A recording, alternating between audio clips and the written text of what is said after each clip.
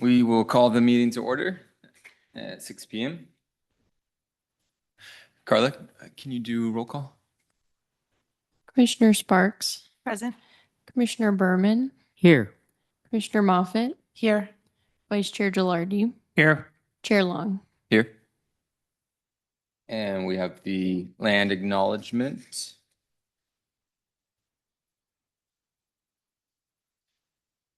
The city of Cotati recognizes that we're on the ancestral lands of the coastal Miwok, who are the original caretakers of this area. We respectfully acknowledge the indigenous people who have been stewarding and maintaining a relationship on this land as knowledge keepers for millennia. This acknowledgement does not take the place of authentic relationships with indigenous communities, but serves as a gesture of respect to the land we are on. And the Pledge of Allegiance.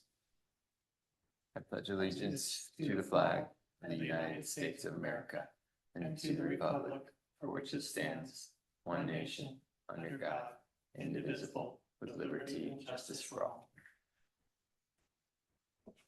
All right. Approval of the minutes from the March 2nd, 2026 meeting. Do I have a motion? Move to approve the minutes. I'll second it. All in favor, say aye. Aye. Aye. Aye. All right.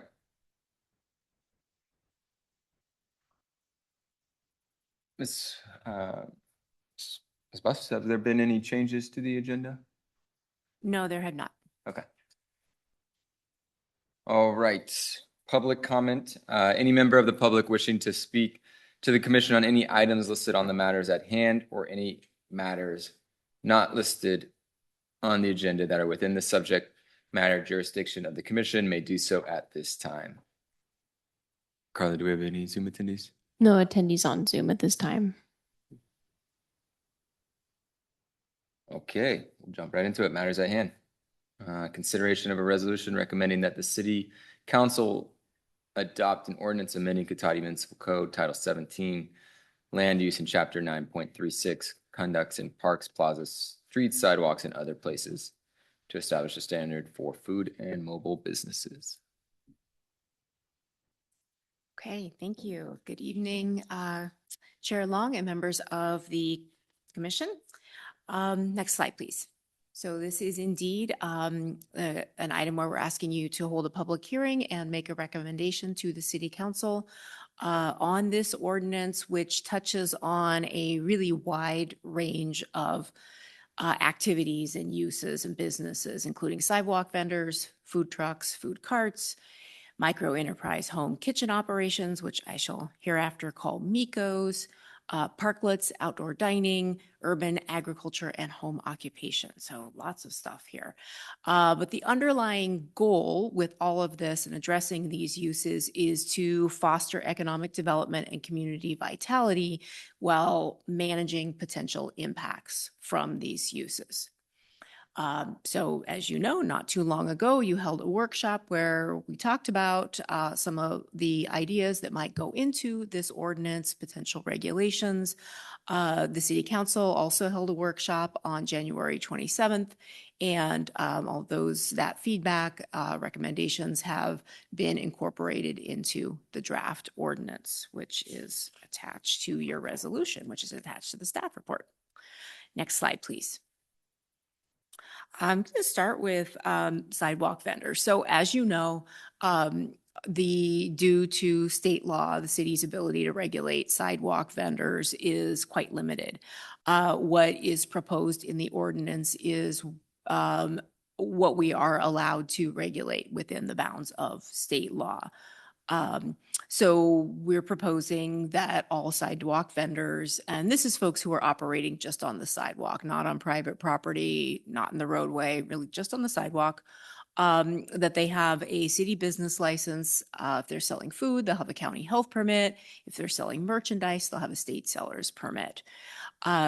We are looking at establishing locational standards to manage sidewalk vendors in the ordinance within the limits of state law. Again, they would be required to be on public sidewalks only. And I will say that food carts and food trucks or food carts on private property are addressed in a different code section, which we'll come to next. The sidewalk vendors shall not block the sidewalks. All accessibility shall be maintained at least 4 feet of clear space for pedestrians to make their way across the sidewalk. In order to maintain the function of street furniture, intersections, events, building entrances, et cetera, there'll be locational standards are included in the ordinance to make sure that sidewalk vendors don't encroach too close to those things. We're also proposing that stationary vendors, because this could be roaming or stationary vendors, that stationary vendors not be permitted in the RR and RBL zones, which are our lower density residential zoning districts. Next slide, please. As far as operational standards for sidewalk vendors, we are proposing to limit the amount of space that can be occupied by a sidewalk vendor to 25 square feet or less. That certain hours limits be maintained, 8 a.m. to 7 p.m. in residential areas, and in all other zones, 7 a.m. to 11 p.m., which is consistent with commercial operating hours that are allowed throughout the city. That any sidewalk vendors clean up litter and spills, that they conform to the city's performance standards for odor and noise and other nuisances. We also are proposing to require that vendors who are stationary, who are in one place for more than an hour, are required to have access to a nearby restroom with hand washing facilities. And this is directly related to a requirement that exists through environmental health for food vendors. And we would apply this to all of the vendors, stationary, that is.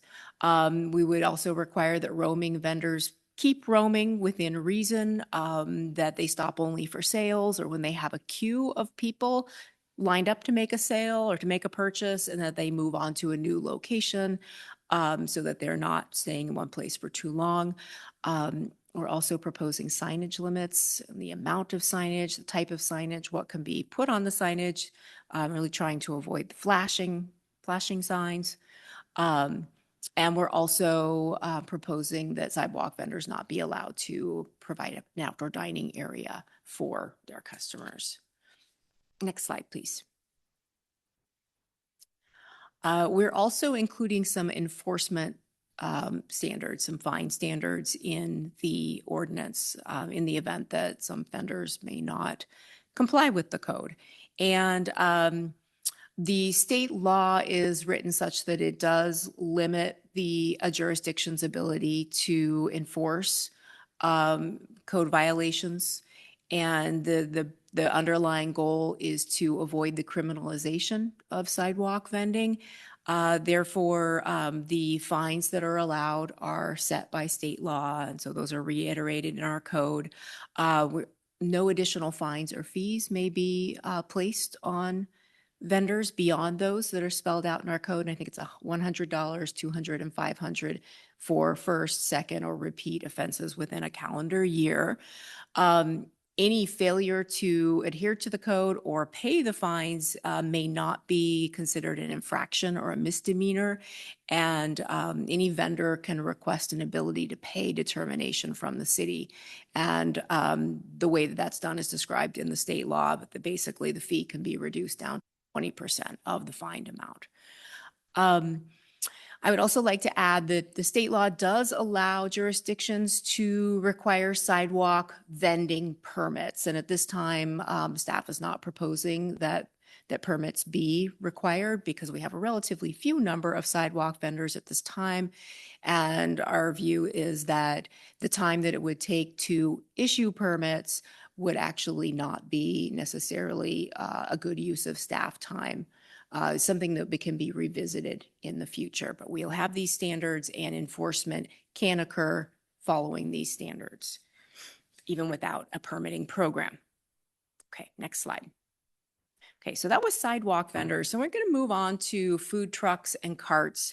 And this is a different portion of the proposed ordinance, and it relates to food trucks and food carts that are at events, on private commercial properties, in the commercial and industrial zoning district and in parklets on public property. So basically everything but sidewalks. So we're attempting the ordinance to put forth potential standards that would apply to all those situations, and then we break out certain types of activities with further standards. So sort of baseline business license and health permit from all food trucks and carts in all those kinds of situations, maintaining clean and litter-free conditions, meeting performance standards such as noise and odor control, having access to restrooms, being self-contained, and having limited signage. Next slide, please. Okay, and then moving on to a further set of potential standards, this would be for food carts and food trucks on private property.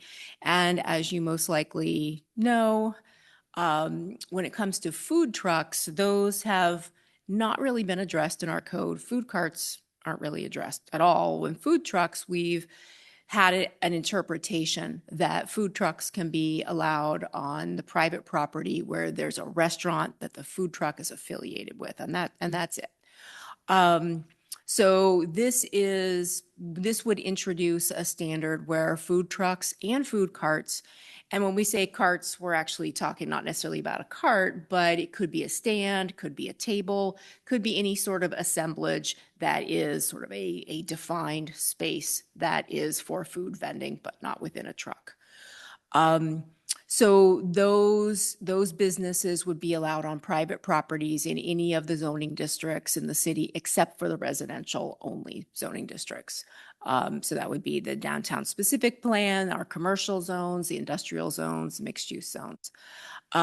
They would be allowed by right as long as they are complying with the standards, and they'd have a business license. So we'd be able to look at each one of them through the zoning clearance that comes to the community development department with the business license.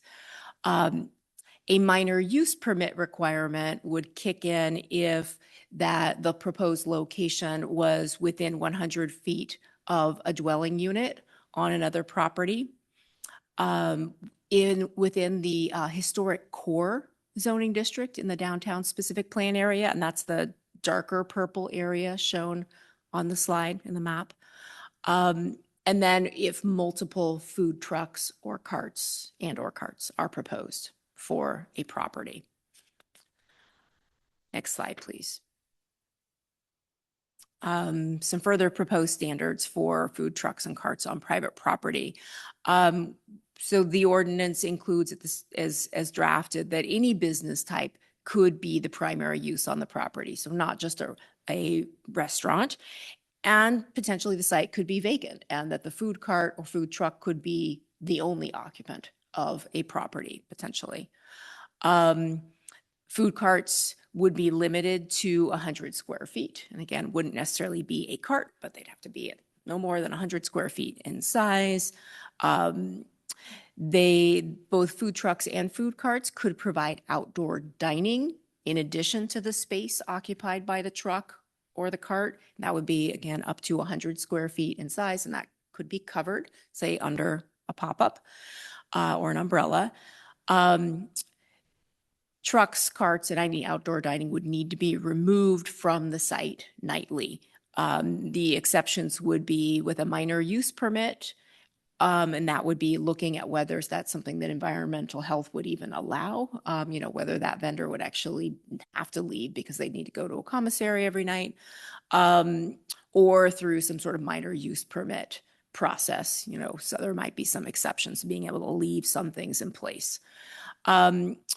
We do want to set some setback standards for trucks and carts on private property. And as we've drafted the ordinance, they're fairly lenient because these are mobile uses and not fixed buildings. So what we're proposing is that to the front or the street side, so facing out onto a street or sidewalk, the setback would be only 2 feet.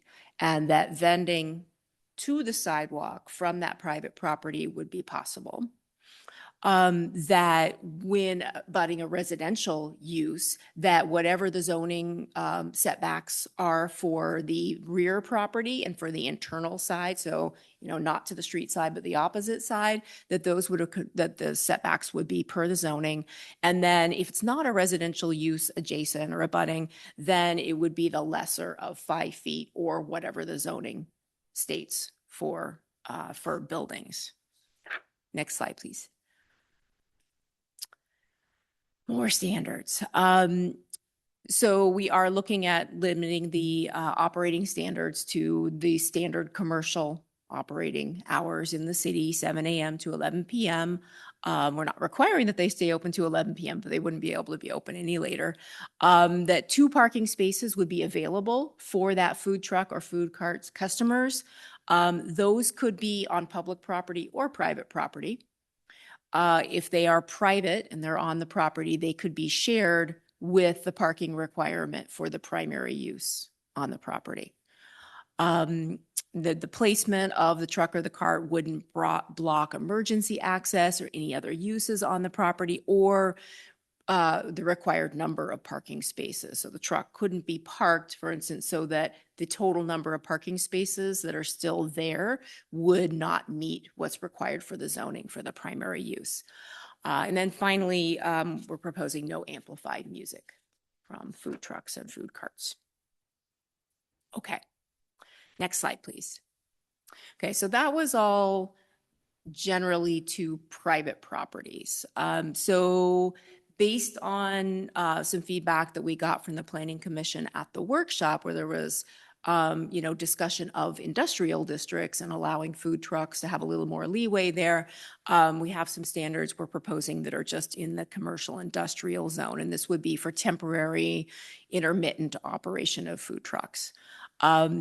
So they would be allowed with property owner permission on private properties or could park on the street. And this is the only place in the city that we would be proposing on-street parking for food trucks. As long as there are actual real parking spaces. They can't just park on the verge, there needs to be an actual parking space.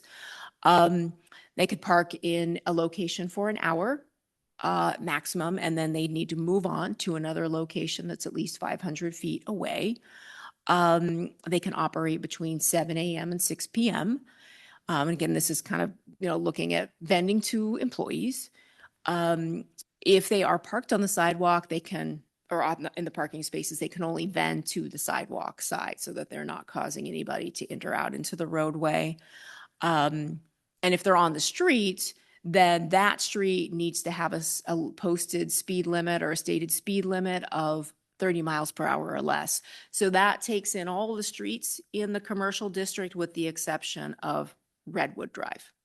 Okay, which has pretty fast traffic. So that one I think is 35. So we're saying, that's probably not a safe place for food trucks to be located. And then finally, any operation of the food truck location can't block accessibility to any of the properties, can't block accessibility or emergency access. Okay, next slide, please. Okay, so we're going to move on from parklets, food carts and food trucks on private properties, move on to guidelines for parklets, for temporary parklets. So this is strictly on parking spaces. And I want to just remind you that with our parklets, they actually don't feature in the ordinance. So parklets, we are proposing in this ordinance that parklets will be defined, but standards for parklets won't actually be codified. Parklet standards, they're not standards, rules have existed in a guidelines document. Okay, so not up to the level of code, not a law. And we're proposing that would remain the same, that these guidelines are informed by input from all the departments, and they're flexible to respond to sort of evolving needs, particularly because very few people have taken us up on parklets so far. So it's kind of an evolving use. So that would remain the same. With any parklet, however, city approval is required, and that's going to go through the Community Development Department as well as other departments for review. So any parklet requires city approval. What the guidelines have said, and where we want to keep this potentially, is 1 to 2 public parking spaces may be used for a parklet, and that's a permanent developed parklet or a temporary parklet, and 1 to 3 private parking spaces. Okay.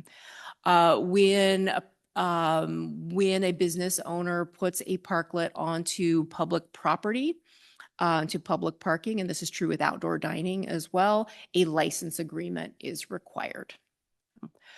So what we're proposing for the temporary parklets is that any type of business could host a parklet. So previously, and with a developed parklet, we're really just talking about restaurants. So in this particular case, we're saying, well, it's temporary, could be any kind of business having an event or, doing something special out front. It would be a maximum of 40 days out of a calendar year that a temporary parklet could be used. And it would be a maximum of 3 consecutive days with at least 4 days of non-operational time in between. And, temporary parklets can take different forms. So they don't have to be food trucks or food carts. But what we're proposing is that food trucks and food carts could be allowed in temporary parklets.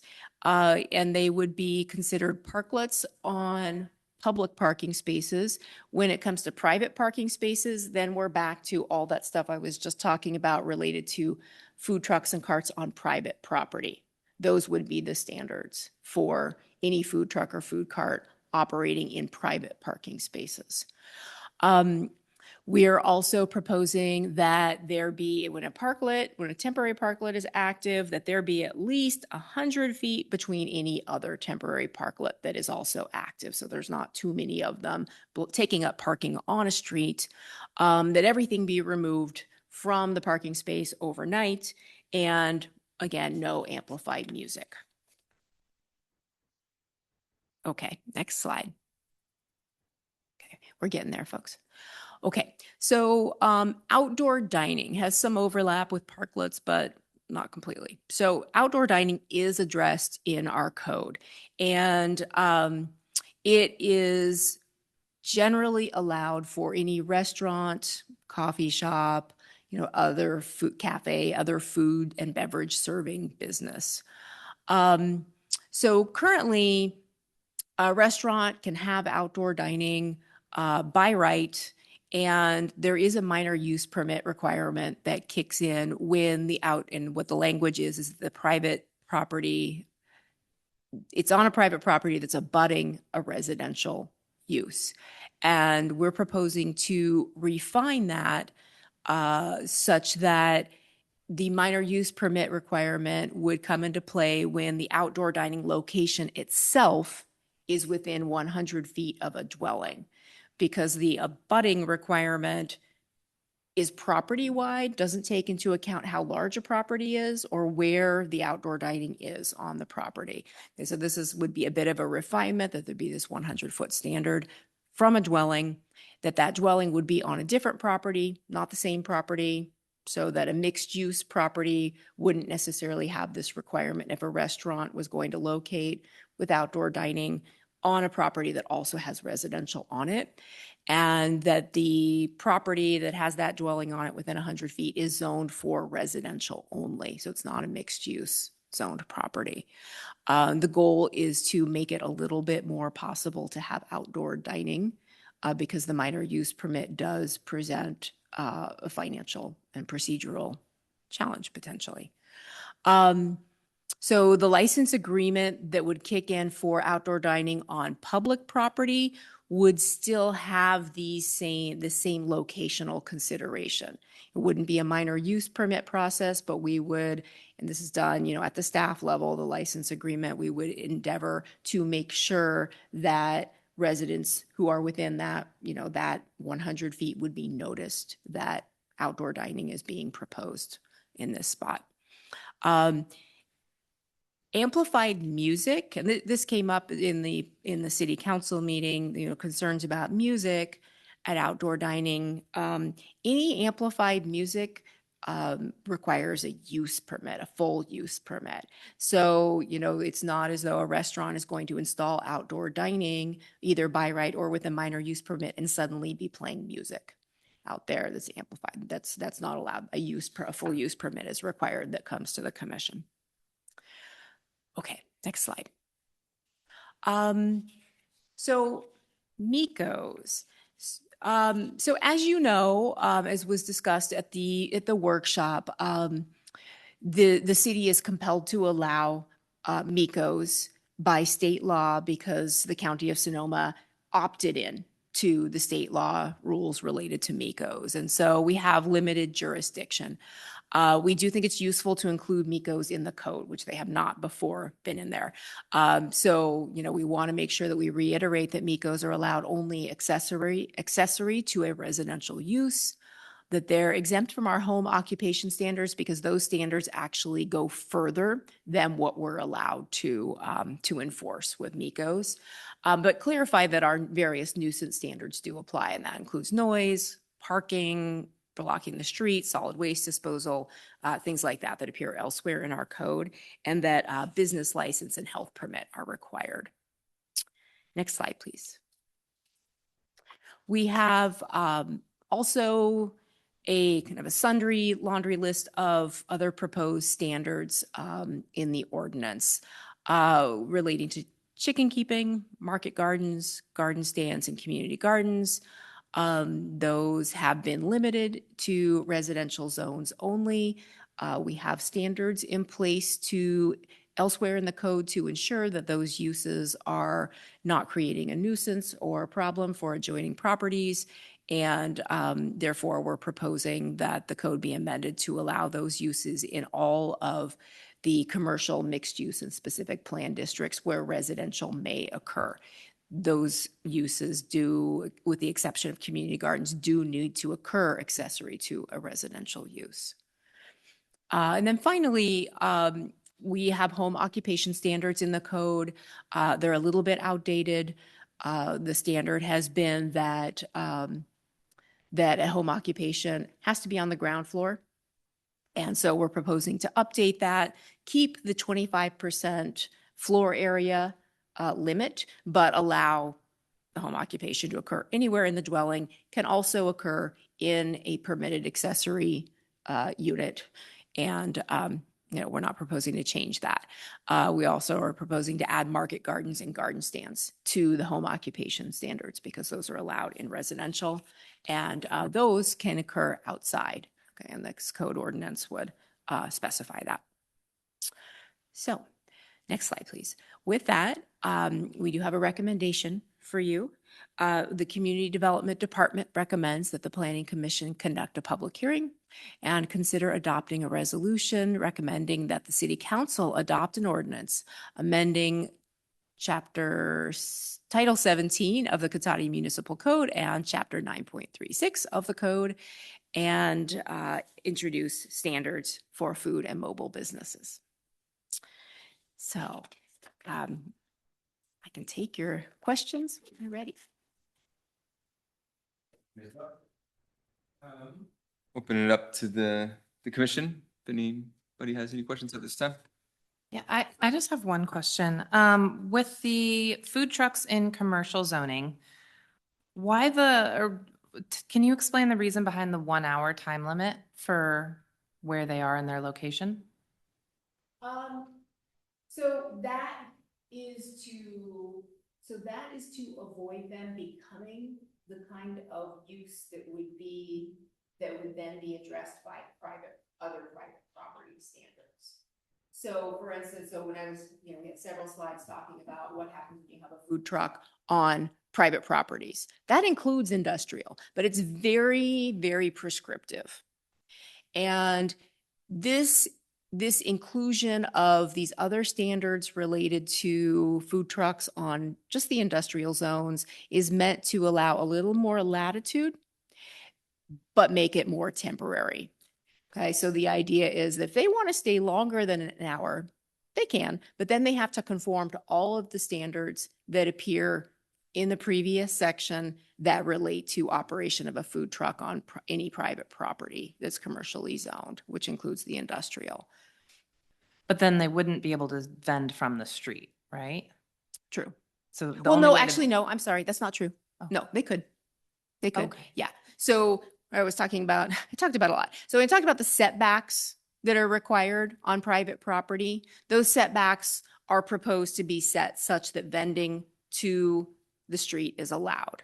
But you're talking about just in the industrial zone? Yeah, so just in so the parking industrial on the zone, they can park on the street, right? Yeah. So the goal with having them move on after an hour is to allow that parking to come back into availability for other members of the public, and also that to avoid the need for a licensing agreement. Hmm. Okay, because any commercial operation that's taking place in the public right of way requires a license agreement, right? Because we want to make sure that if someone is deriving a commercial, a profitable benefit from operating on the public property, not everybody gets that. So if they're going to get that, they need to have a license agreement, which includes insurance requirements.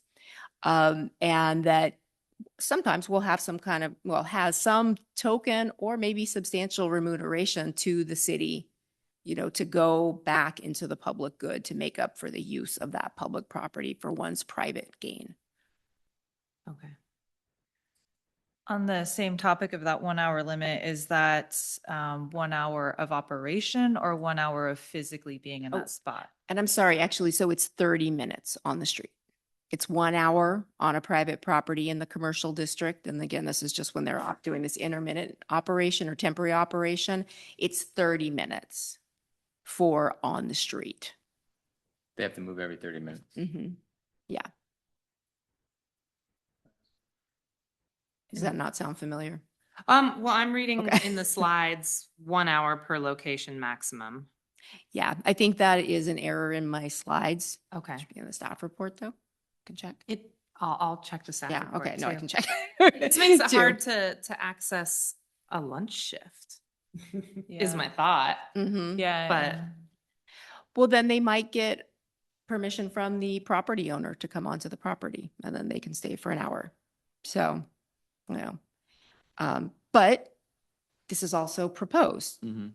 so, I'm sorry. And that would be 1 hour, just stop the truck, the clock starts, and then they have to move again within an hour. It's not like they can stop, do some prep for 15 minutes or so before they open and then operate for an hour. They have to be there for a total of 1 Right. hour Yeah. max. Okay. Yeah.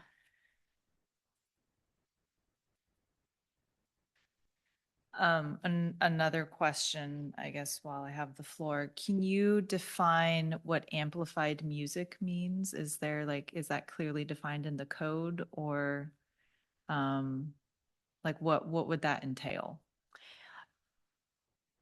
It is not well amplified. It is not well defined Uh. in the code. And that is a shortcoming in our code. Because that's a standard that applies to, well, we have noise standards, which Mhm. are tied to decibel level, Mhm. which is decibel level at the receiving land use. So whatever nearby land uses you have, and there's different standards for residential at 65 decibels, for instance. So amplified music is a bit of a squishy term. Mhm. At this time, we were not going to define it in the code, but it essentially means any music coming out of a loudspeaker. Okay. Yeah. So And then we would probably fall back on the noise standards, the decibel levels, for the actual enforcement okay. mechanism. Yeah, because I'm just thinking you can have music coming out of a speaker at a low volume, which Mhm. might be fine, but obviously music coming out of a speaker at a really high volume could be a nuisance. So if we're Right. saying no amplified music, we're just saying basically no music, regardless of the volume, Mhm. kind of as long as if it's being projected from a speaker, Yeah. no Yeah. good. Yeah. And again, this is related to food trucks, Mhm. food carts, outdoor dining. Mhm. If a business is interested in having amplified music, Mhm. they can get a use permit, Mhm.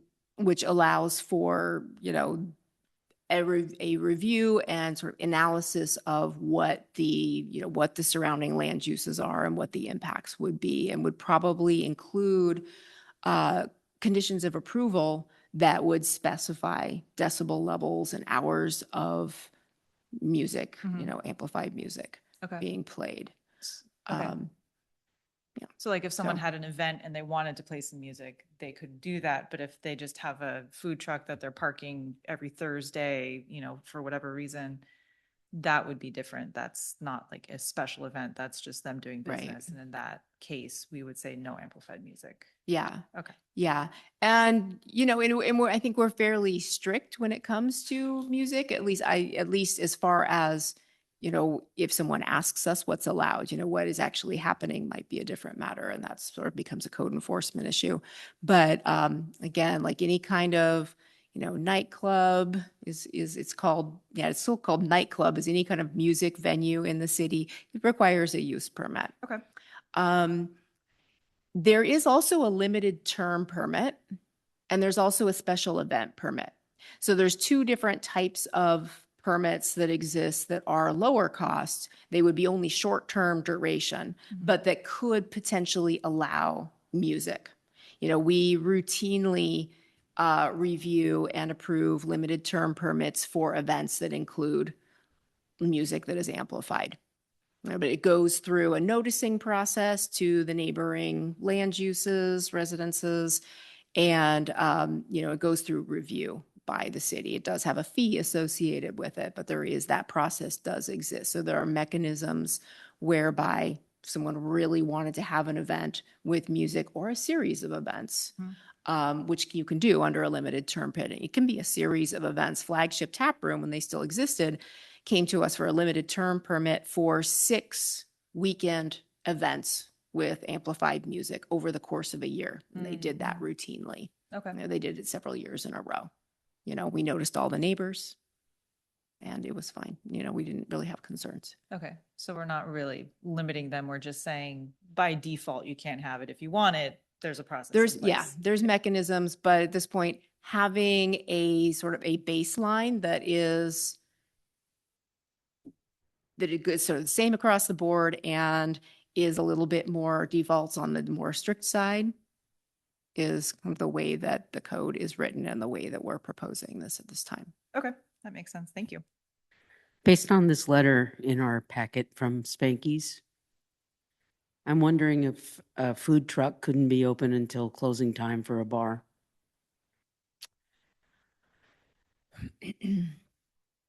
Yeah, that's not the way that, that's not the way the draft ordinance is written, but that's definitely something the commission and the council could, consider. You can make a recommendation to the council on that. Yeah. The Spanky's will require a license agreement from the city for what they're proposing to do, which is the use of the motorcycle parking space that's adjacent right outside of their doors on the La Plaza side. If that parking was on private property or they were proposing outdoor dining on private property, then as the ordinance is proposed, they would have to have a minor use permit. And that would include noticing to all of the properties within 500 feet. So when they come into us, because I think they will request to do this formally, we'll have a license agreement and we will need to do some kind of similar noticing to the neighboring businesses because we want to make sure that we include that kind of outreach and consideration, even if we're not going through a minor use permit process, which we don't do on public property because the land use code doesn't regulate public property like it does private property. So all that is to say, yes, you could suggest that more leeway be provided in the in time if a business requests it. Under the food truck and food carts under operating standards, number 5 is operators or employees shall refrain from disposing of water, rinse residue, or other fluids into the gutters, etc.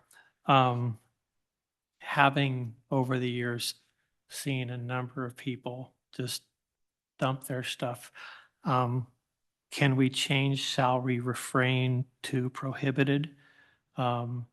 I think it needs some stronger language. And if they are caught doing that, are there fines?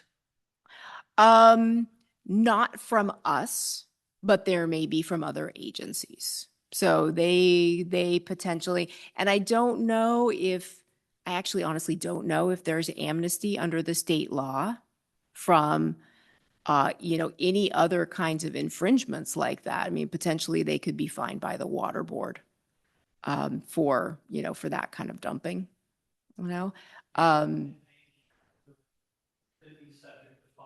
Yeah, although I don't know, and I would need to find out, but I can look into that because, yeah, At the accordion festival, and I'm slapping her hands a lot. yeah. And I know at the winter festival downtown, I saw a number of vendors dump their buckets down the drain. Yes. And it's like, we have rules. There's a little signs usually by the drains not to do that, but to me, it needs to have a little stronger language there. Mm-hmm.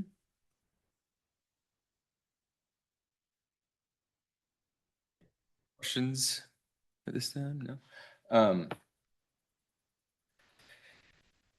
Yeah, I kind of agree with Kimberlyn that the 1 hour limit and definitely the 30-minute limit makes it pretty much like a no-go for most operators. Mm-hmm.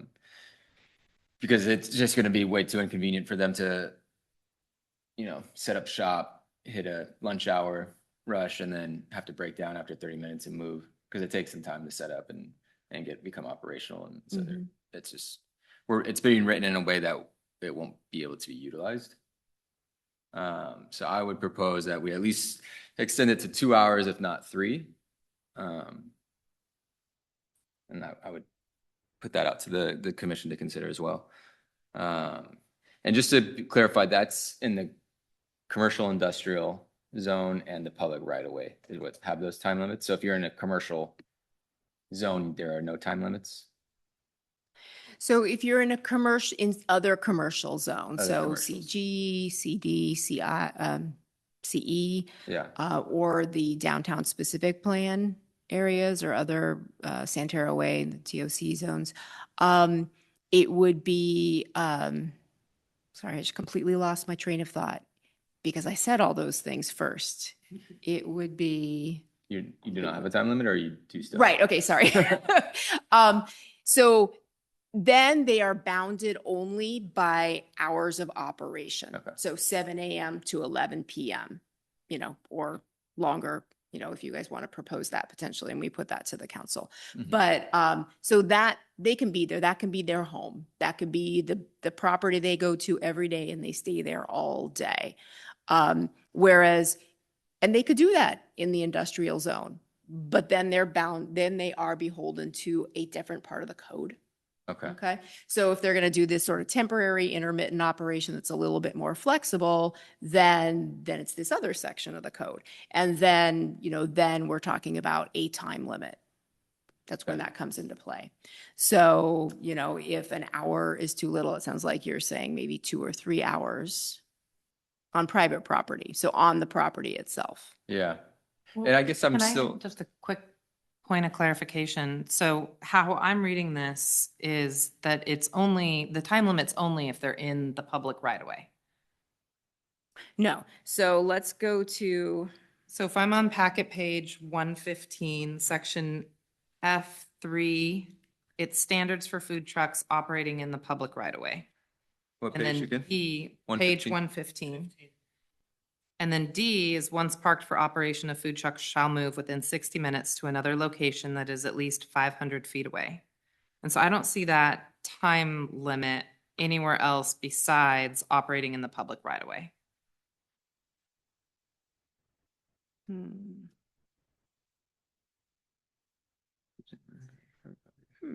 I wonder if that was a mistake, or maybe I may just be having a complete um, lapse of remembering. Maximum. No, I'm seeing it as well. I- Under two. I like think Two that- B.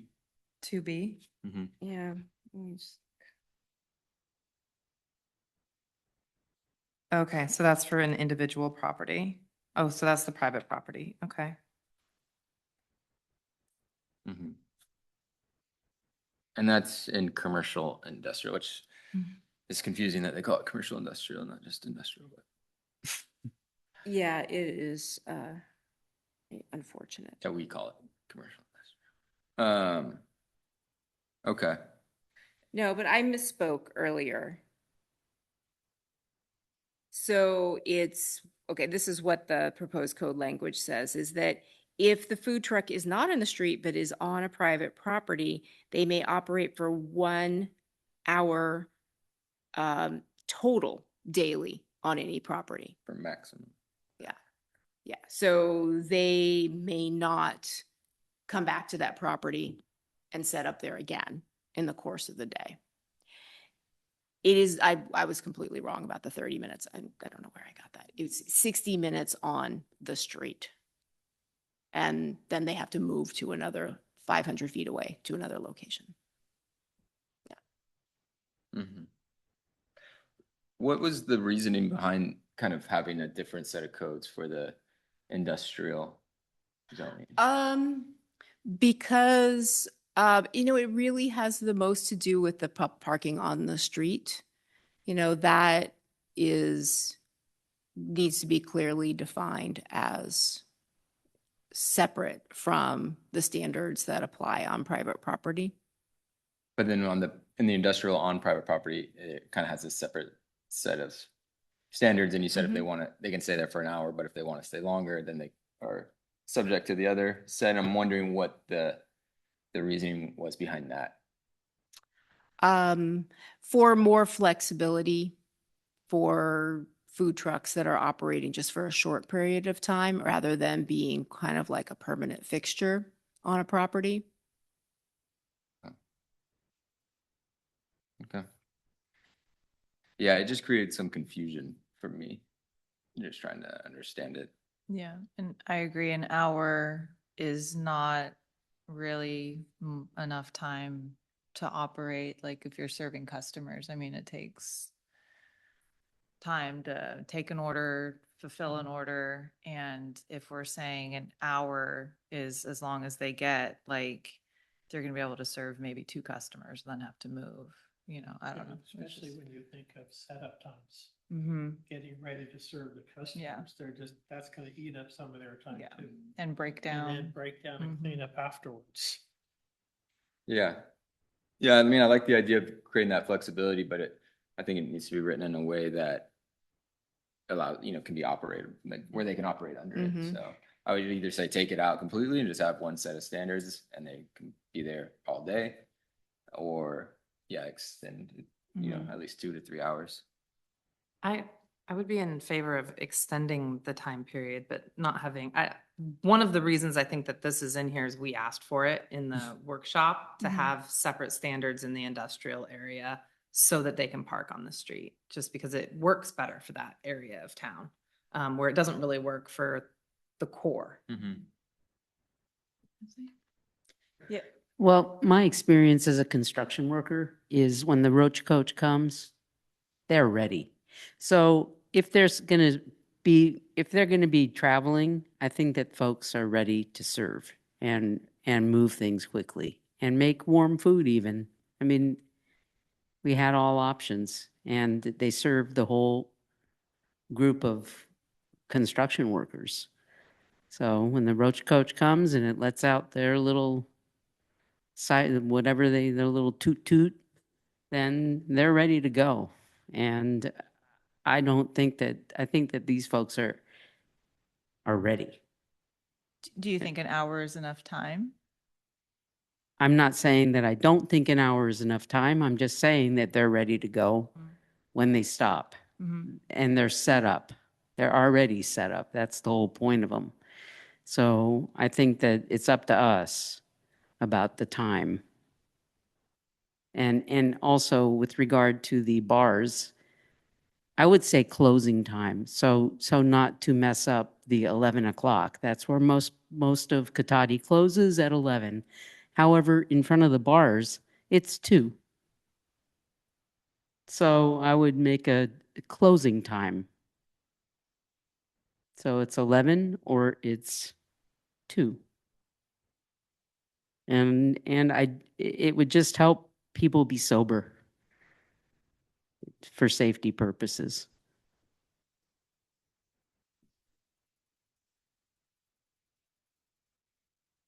In that case, I'm just kind of thinking like, would we say closing time for that specific business? So, or what's the question I'm trying to ask? Like, You could do closing time if parked next to an adjacent business that's open past 11. Right? Or Well, if they adjacent need to a be, business? if it's a parklet, it does need to be affiliated with a business. Okay. Yeah, so especially if it's on public property, yeah, it needs to be affiliated with an adjacent business of Okay. some kind. Then it could then just be Yeah. closing time of the affiliated business. yeah. Yeah, so 11 o'clock is like the standard closing time. Do the bars get like a special exemption to be open beyond that? Yeah. Okay, could we? Yeah, again, they all have use permits, Huh. so that would be specified in their conditions of their use permit. Is there a way we can include language that says, like, makes an allowance for that exemption if one exists? Within a use permit? If Yeah. they have one? Like, I it's think 11 that's, o'clock in general, but if you have some sort of exemption in place to allow you to stay open Mhm. beyond that, then we can honor whatever that exemption is. yeah, we can include that, yeah, as a recommendation to the council to look at that, yeah. I think that would be feasible. Okay. Does that work, Shelley, you think? Yeah, okay, thank you. You, earlier in the presentation, you mentioned something about a vacant site, or they could be associated with a vacant site. Right, so this would be a food truck or a food cart operating on private property. Where there's no Yeah. business operating Mm-hmm. in there. Okay. Yeah, And that yeah. would be allowed. that's what we're putting out there for consideration. Yeah, that there doesn't have to be a brick and mortar business of some kind of land use on a property necessarily. Okay. I was just curious. Okay. If it were vacant, who would be able to approve them operating? Would they have to get approval from like the landowner or something, or? Yeah, just like they would on an occupied Okay. property. Yeah, they would still come to us, for the business license. Mm. We wouldn't, I don't think with a business license that we don't necessarily verify that a business has the property owner's permission. We assume that that's taken care of between private parties. But presumably they would have the property owner's permission to be operating there. Okay, They would have some kind of an agreement with okay. the property owner. Otherwise, they would be removed. Yeah, I see. Yeah, so the purpose of saying vacant is just we're removing that requirement that there be, like you said, a brick and mortar business. Right. Or some structure there. Right, exactly. Yeah. So it's not about whatever kind of legal relationship there is between that food truck or Uh-huh. food cart and the property owner, but just from a land use perspective, is the city okay with allowing a food truck or a food cart to be the only land use occupying a property? Okay, I see, You that know. makes sense. Or multiple, Mhm. right? And that's something, that we have in the draft ordinance as a possibility. Now, then one of them would need to get a minor use permit though. And a minor use permit runs with the land. So the minor use permit would stay with that land. So the food truck operator couldn't say, oh, I've got my minor use permit to have this little food truck park and I'm going to take it somewhere else, because they can't do that. Mhm. That permit is only related to that property. Mm. So then we would need some kind of an entity to apply for that minor use permit who actually has property control, right? Because when someone applies to us for a minor use permit or a use permit, they need to have the property owner's permission. That's on the application, Mhm. that they have that authorization to apply for a permit that runs with the land, Okay. with the property. So circling back to the standards for food trucks operating on private property, where are we going with that? Are we going to stick with the 1 hour or are we going to increase it to up to 3 hours? I mean, having done catering and stuff in the past, I know that there's still a certain amount of setup that you have to do and clean up before you can drive away. So I would be in favor of increasing that time slot. I'd say 2 hours and then it could access 2 different lunch shifts.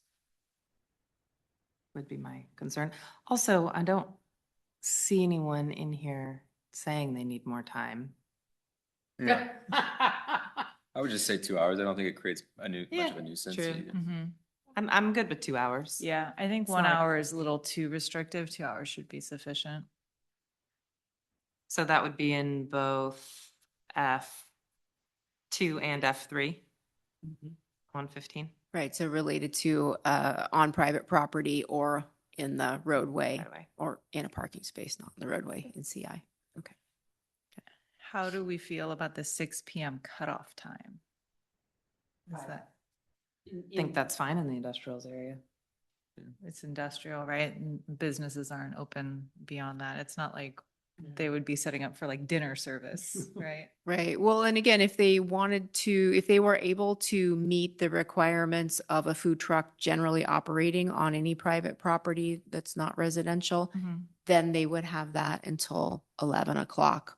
Or as has been proposed here, if this is what the council wants to do, then, or closure of, adjacent business. Mhm. Oh, I'm sorry. That's a parklet. There's so many moving pieces. I know. We know what you meant, yeah. Sorry, never mind Sorry, that. Or 11 o'clock. So what about that food truck that is operating outside the gas station, Burger King? Mhm. What's the city going to do with them? They should have a permit from the city. Is that not true? They should be, it is a bit of an issue. Yeah, that they should be operating on a private property and not in the street. Yeah. Yeah, and There- absent clear code language, the community development director has authorized them to operate while using the address of the adjacent business as their official business location. With passage of this ordinance, unless this changes, that, being in the public parking outside of the CI zone becomes okay, then it will be an enforcement issue. And they would need to seek, if they wanted to remain nearby there, they would need to seek permission from one of the private property owners nearby to operate there.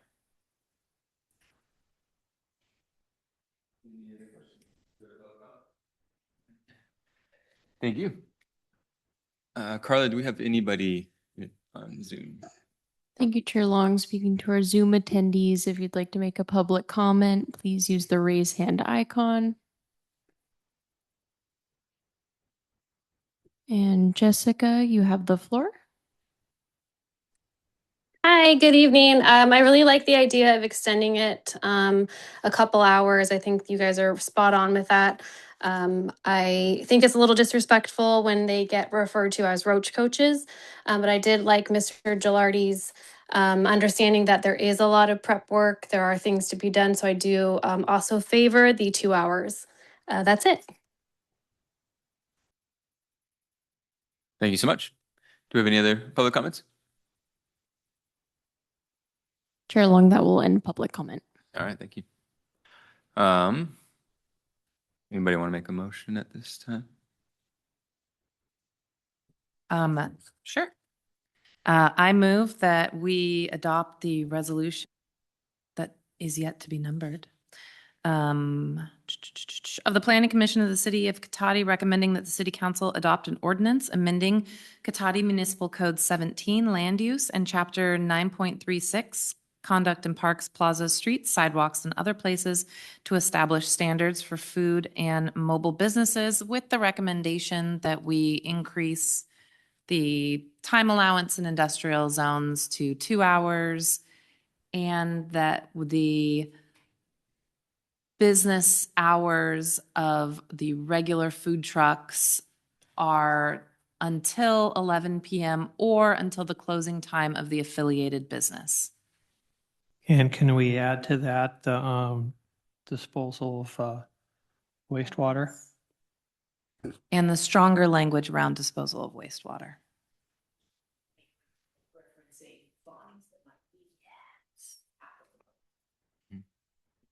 Need a second? I'll second that. Carla, can we do a vote? Commissioner Sparks, Aye.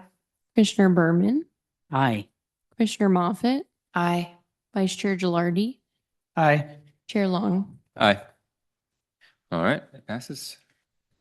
Thank you so much. Thank you, Autumn. That was really comprehensive. Yeah. Presentation. Thank you. It's been many, many months in the making. Yeah. Lots So- of code language to keep track of. Yeah, a lot of moving parts, like you said. Yeah. Lots to grasp. Right. Let's get back to the agenda. Okay, do we have any reports by staff at this time? Unfortunately, I don't know what Noah, our director, would have shared with you, so I'm going to share the, which I think you all know about, the Climate Ready Katati Fair on March 28th. We're super excited about this. We think that, we think that it'll be bigger and better than last year, and we hope that all of you will attend. And we do have some volunteer opportunities for anybody who is interested. We particularly need some volunteers to help our reusable dish vendor, Sparkle, to assist them with the management of said reusable dishes so that they end up back in the right place and not in the trash. So it is a low waste event. So we are having these reusable dishes that our 2 food vendors are going to use. So it's probably a lot more fun than it sounds. I didn't manage to do it myself last year, but we really would love to have a few volunteers. So if you know anybody who might be interested, send them my way. That's it. Any reports by the commission? No? Well, I visited the memorial to Michael, the flower guy who died. He was the flower guy for 50 years in Katati. It's a long time. So I guess he found out about this permitting process and decided, I'm ready to go. Adios. But it's really sweet, and there's a lovely poem that he wrote there. It was touching, and I also attended a birthday party for a 114-year-old who lives in Katati. 114-year-old. I think that might be the longest, the oldest. Thank you. Thank you very much. Thank you. Yeah, I appreciate that. The oldest person in California. I know in Katati for sure, but I think in California. Yeah. 114 was great. Yeah, there was a great article in the PD about him as well. That was pretty cool. He sounded like a pretty interesting person. Okay. I think that will do. Let me go back to the agenda just to make sure. Information received after the agenda was posted. Did we get anything? Not that I'm aware of. No information was received. All right. And we will adjourn. Thank you.